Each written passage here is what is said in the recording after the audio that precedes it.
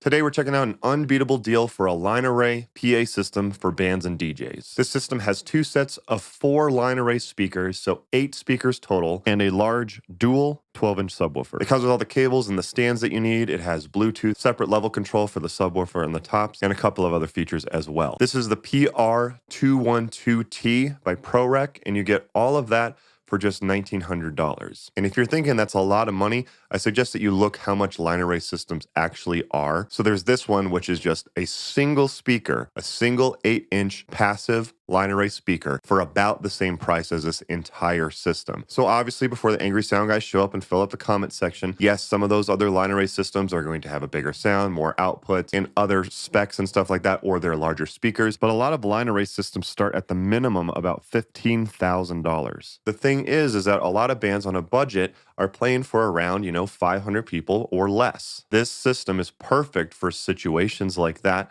for bands and for DJs. So I'm going to go over this system to see if it's something that's right for you. I personally have used it at 5 different shows recently, and I'm going to share my experience of using it at all 5 of those different shows. Spoiler alert, it worked really well at all of them. And also, if you do decide that this system is right for you, using promo code ScottYuleMusic at checkout will save you 11% off your order, so the system just got even more affordable. So I do want to say many thanks to ProReck for sending this over for me to check out. This is not a paid video or anything like that. In every video that I do on my channel, I get final say of my opinions of these products. That's enough of the intro. Don't forget to subscribe if you're not already subscribed, and let's go ahead and get started. So first of all, let's go over some of the inputs and outputs and controls that you have on this thing. So everything happens on the subwoofer. This is an active subwoofer, and then the speakers are passive speakers. So this is where you would plug in your power down here. So first of all, you have your inputs up here. This is XLR or 1/4 inch. So from your mixer, that's where you're going to plug in from the output of your mixer into the inputs on the ProReck subwoofer. I'm using XLRs, but again, it's XLR or 1/4 inch. You do also have some XLR outputs as well if you want to route it somewhere else. Up here on the top, you have separate level controls of the subwoofer as well as the other speakers, or the satellite level is what it's called on here, but those are the speaker tops. So you can set the level of both of them independently. You do also have a way to set this to standard, DJ1, DJ2, or live mode. And you can see they have some EQ graphs of what that does to the system. You also have a switch to set this to mono or stereo, depending on how you're using it. And there's also a switch for Bluetooth if you want to stream with Bluetooth. So you do get these speak-on to 1/4 inch cables. Those are going to go down here at the bottom. So I'm going to take the speak-on part, plug into this left input right here, and then run the 1/4 inch side into the tops on the left side of the stage, and I'll do the same thing with the other cable with the right as well. Now the tops do take a little while to put together, and I'm going to show you that now. So you're going to have a total of 8 of these speakers. 4 are going to go on the left and 4 on the right side of the stage, but you have to connect them together first, and you can set them to different angles as well. But the first step is you have to connect the bottom speaker to this plate right here, and I'm going to show you how to do that first. So if you look, you can see there's this little divot in here, and you're going to have it on all 4 sides of the speaker on the bottom of the speaker. That's where you're going to want to put this part of the plate into those. So it goes in like this. The long end is going to go into the back of the speaker. It does take a little finagling. It is a little bit tough to get in, but I promise it does fit. Now, when you put it in, you're going to see that there's this hole right here, and you can choose the angle that you want these speakers to be at. I want this one at 0 degrees. I don't want any angle. It's up to you on how you want to set that up, but I'm going to put these pins into them in order to lock it in place. And again, it is going to take a little bit of finagling, so just plan for a little bit of time. It's almost easier to do with 2 people. This is the second time I've put the speaker together now by myself, but the holes do line up, and you just want to make sure that on all 4 sides you have the safety pin into them. You might have to flip it around, do the left side and then do the right side, but I promise you all of them do fit. And now that is attached to this bottom plate, and that's going to go into the speaker stands. Now on the top of this speaker, you can see these little nubs right here. So flip those out, and that brings up these, which are going to go into the next speaker, and you're basically just going to repeat the process. So this is going to be the second speaker. I'm going to line these up with the slots that it goes into. And again, it takes a little bit of finagling in order to get it to work. But once you have it, then you put one of the pins in, choose your angle. I've chosen 5 degrees, and lock them into place. You want to use the pin from the previous speaker up into this one in order to connect it safely. Do the same thing on the other side, and you can see, yeah, so this one I'm not able to lock it in, so I have to loosen this other side in order to pull it out a little bit further, and then I'm able to make it work. So you're going to repeat this step for all 4 of the speakers. And if you do want to see the recommendations for the height as well as the angle, these are some of the suggestions that they give you. Go ahead and pause the screen if you want to find out more about this. And then once all four of them are connected like this, now you do have to configure these red switches, the series out, as well as connect with the proper cables. So they have a chart showing you how to do this, but they also had a video on the website by another YouTuber, DJ Martini Midwest, who showed how to do it upside down, which I think actually made the most sense. So I went with that method. But starting from the bottom one, the one that's on that mounting plate, flip that one to on, leave the next one off, next one on, and then the top one leave off. Now you have these cables, these 1/4-inch cables. There's two small ones and one longer one. With the longer one, connect it like this, that middle 1/4-inch of the bottom one to the top of the third one. And then with these two short ones, go from the bottom 1/4-inch of the bottom speaker into the top input of the second speaker. And then do the same thing on speakers 3 and 4. Bottom 1/4-inch of third speaker and top input on the fourth speaker. So it should look like this. And now this input right here is what you are going to plug in from the subwoofer. Remember how we got that cable from the speak-on cable, which went into the subwoofer, and then the 1/4-inch up here? That 1/4-inch is going to be what plugs in here on the bottom. If you do it the other way, it has to go plug into the top speaker. It will still work, but it does make more sense to have it plug into the bottom speaker. And now with the speakers, you can either put them on the stands that it comes with. These are quite nice stands. I definitely like them. Just a piece of advice that I have, I put yellow gaff tape on them just to help prevent them from being a trip hazard so that more people see them. Never a bad idea, just to be safe. Although you do also on the subwoofer, you do get this slot right here. If you do want to use, a pole in order to put the stands on top of the speaker, you can either put it on top when it's in the vertical position, or you can lay the subwoofer down flat. And there is also a slot in order to screw in a pole so you can put the tops on top of the subwoofer. So they give you quite a bit of options. But now everything should be set up and connected properly. As far as the specs, each of the line array speakers are dual 4-inch two-way passive line array speakers, and the subwoofer is a dual 12-inch subwoofer. As far as the power, it's 2,000 watts RMS, 4,000 watts continuous, and 6,000 watts peak. I never look at peak personally, but I left it in there in case if you wanted to know it. And the frequency response is 45 hertz up to 20 kilohertz. If there's anything else that you're interested in, go ahead and pause the screen now. As far as pricing, as of the time of shooting, this is currently listed at $18.99. But once again, if you use promo code ScottYuleMusic at checkout, that will take 11% off of your order. So that drops the price down to $16.90, which is a pretty insane deal for everything that you get with this system. Again, if you don't believe me on that, just do a little bit of research on how much it is to get another line array system. But there will be links down below if you want to check this system out for yourself. Okay, so for my experience with it and using it live. So I'm actually going to first show you just a little bit of footage of the fourth show. I think this one actually captured it best because I dialed it in a little bit more and it was in a really good setup for this speaker. Listen to me. Go chase your waterfall. Listen to the rivers and the lakes that you used to. So you just remember, a lot of this footage was shot from a phone. A phone mic is not going to capture the true tone of how the speaker sounds. And it also depends on where the phone is being picked up. So that clip that you just heard, Go chase your waterfall. here it is from a different angle. Chase your waterfall. Listen to So I want you to listen to more of the balance and the range of this speaker system because I'm going to get footage from far away and close up as well. Just keep in mind the placement of the camera that is picking up the audio from the built-in microphone. It's going to change based on where you are. If you're closer to the subwoofer, you're going to get more bass. If you're closer to the tops, you're going to get more high end. I have been looking at getting like one of those Zoom recorders. Let me know if you guys have any recommendations of good gear for capturing audio in like a live setting. But until then, I want you to focus on the balance and the range of the system. So at the first show that I brought this to, I started setting up and it started to rain, of course. So at this one, the stage was actually just the perfect wrong size. It was on this like pergola type thing. And our tent that we have actually couldn't fit in any way onto this thing. So what I did is I actually put our subwoofer on a cart. The speakers are pretty easy to cover if it did start to rain, but I didn't want it to rain in the subwoofer, which is the active part of this, to get water like underneath. So I put it on top of the cart. I do want to say many thanks to Larissa, our stage manager, or our momager as we call her. She got a lot of these shots and dealt with all of my obnoxious requests of, hey, can you get this shot for the YouTube video? So thank you, Larissa, for getting this footage and dealing with all my requests. But as soon as we started, I looked out to Larissa to see how it sounded, and she was making a face. And I was like, oh God, does that mean it doesn't sound good? No, that wasn't the problem. She actually mouthed to me, it's really loud. That's actually a good sign. That's what I wanted to see. I wanted to see that these speakers can get loud and then you can dial it back if you need to. So that was actually a good first initial impression. So I turned it down and here's some footage from that show. So this is my band, 90% 90s, playing the best and worst hits of the 90s.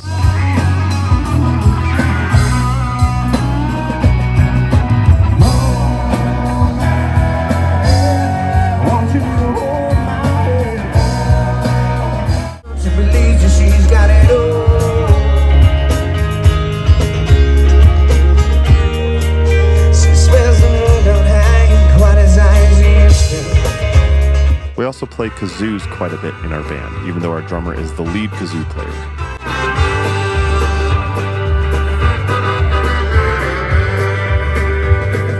I actually had no idea there would be a ton of kids at this event when we showed up. Someone, of course, asked us for a Tenacious D cover, and yes, it was that one. So we did an impromptu clean version of a Tenacious D song. Don't always have to high five hard. In fact, sometimes that's a bad to do.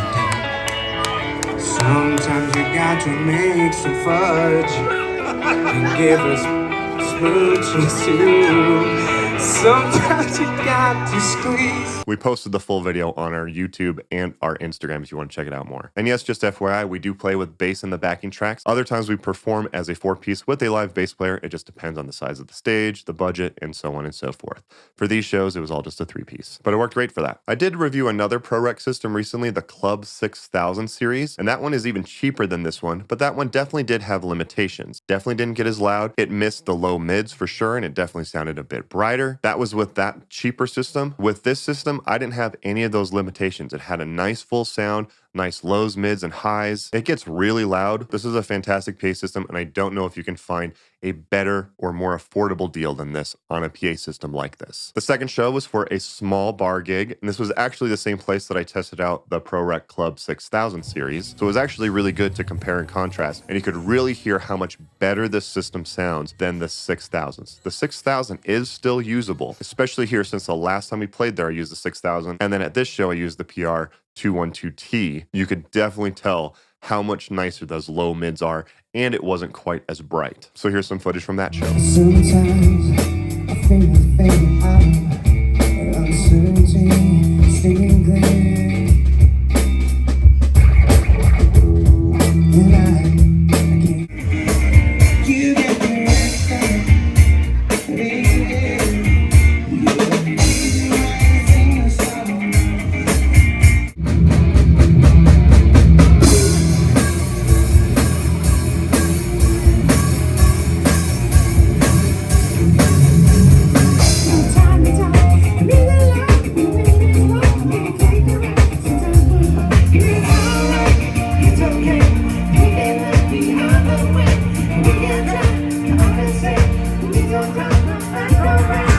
Can you tell we take ourselves super seriously in this band? But we do try to change up genres and play as much variety as possible.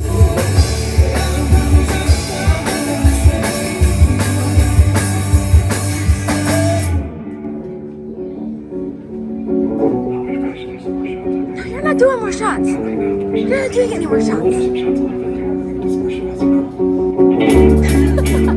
All right, show 3, I finally got to test it out at a larger event. Those other ones were smaller events, but I wanted to see how far I could push this thing, and this was an outdoor event that we did for adult night at a water park. Just FYI, if you are finding this video helpful, do me a favor and hit that thumbs up button. It takes just a second, and it truly does help support the channel, feed the YouTube algorithm gods, and I would appreciate it. And consider subscribing if you want to see more videos like this in the future. But I brought my GoPro to this one because I wanted to capture a little bit better audio, but that also meant that it picked up more of the surrounding noise. So remember, it's adult night at a water park. You're going to hear people talking and stuff like that. But I think the audio at least is a little bit better. But first, when I showed up to this one and I started a sound check, I tested it just kind of as a DJ thing and just played music from my phone to see how loud it got. And it sounded great and threw the sound really well.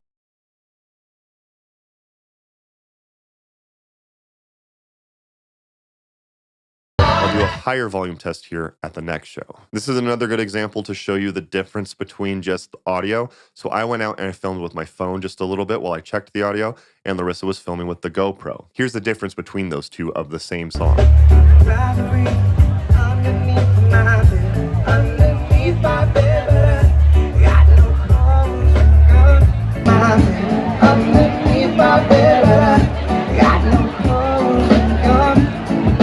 So again, listen for balance and how far it throws, not a full tone test. And I asked Larissa if she could get some shots of far away because I really wanted to see how far the system could throw. Obviously, it sounds fine when you're right up in the front of the stage, but how far could the system throw? So she got more footage of that.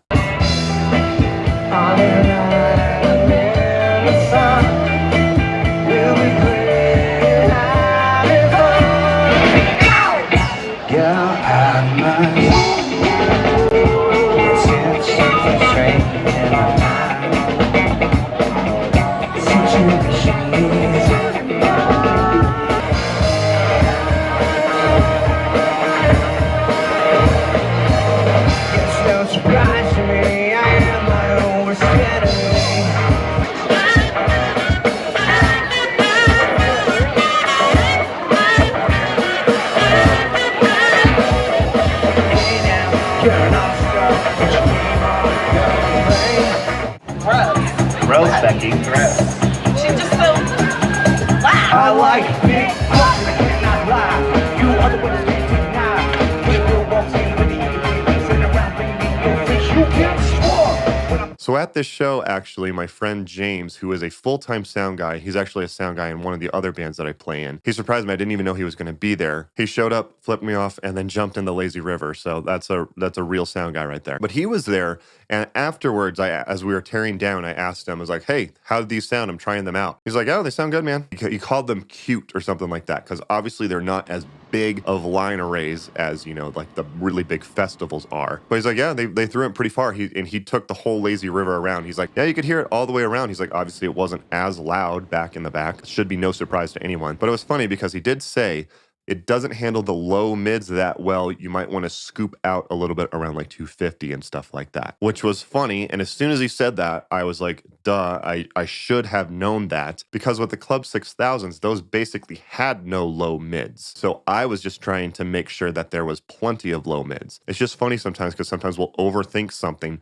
based on a scenario that we were in instead of using our ears. But he was definitely right. So at the fourth show, that's where I did a little divot in kind of the low mids on the vocals and stuff like that to make sure it cleaned up and it didn't overload in the low mids. This was another great spot to test it because it was for a private event for a company party. This was a nice big event in downtown Denver, and this event was so hot. It was so hot loading in. I texted everyone, I was like, just wear shorts to this one, guys. It's way too hot. Let me know if your shows this summer have been as hot as mine have been, but this one was pretty exceptionally hot. I got to this event early enough in order to do a sound check, and they had a PA system going at the square, you know, with a bunch of speakers all around this place. And the music was playing pretty loud. So when I got it set up, I just connected over Bluetooth, and I wanted to see how loud I could set this and if it could compete with their music that was set up all around. Here's the test that I did with that.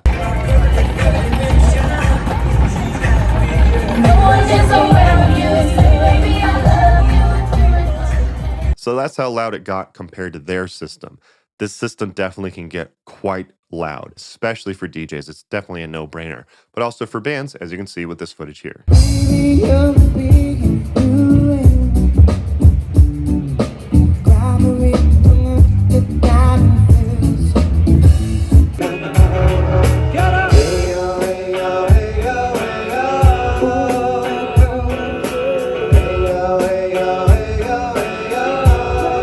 We actually specialize in 3 dudes covering songs by female artists with a lot of falsetto. Baby, can't you see? I'm gonna live.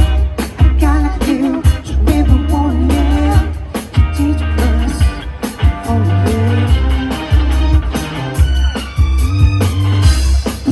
I think our drummer's gonna try to hit the high note. You ready?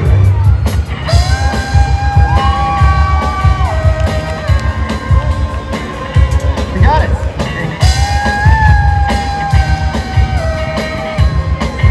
And as the event was wrapping up and people were heading home, Larissa was kind enough to get a shot as far away as she could.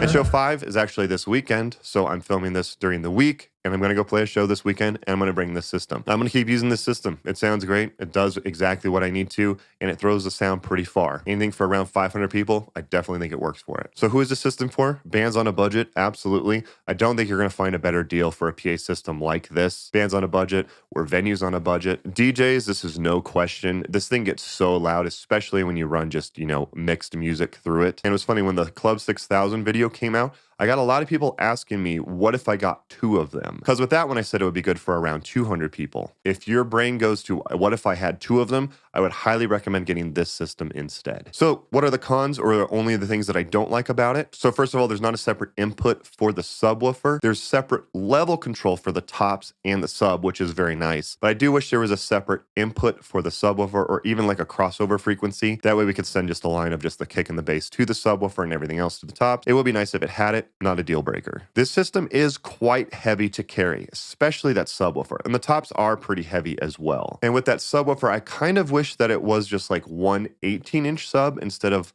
2 12 inches like next to each other. I might be being a little bit picky with it. However, the thing is that it is very scratchy. The material that it's made out of is scratchy, kind of like sandpaper. So when you have to grab the subwoofer and you have to stretch your arms out pretty far in order to grab this subwoofer, and it's pretty scratchy to carry, so that can be a bit uncomfortable. That's about the only thing that I would say I dislike about it. It's pretty heavy and scratchy. If you can get 2 people to do it and grab the handles, it's definitely a lot easier. Also, while I was shooting this video and I had to bring this subwoofer downstairs for these shots, my wife was also complaining about how scratchy this is. So it's not just me. So that part is pretty annoying. But yeah, you seriously won't find a better deal on a line array PA system than this one. Yes, the tops are a little bit smaller than some of the bigger line array systems. I'm not saying you should do this for big multi-thousand people festivals or something like that, but most people who are on a budget will be playing for around, 500 people or less.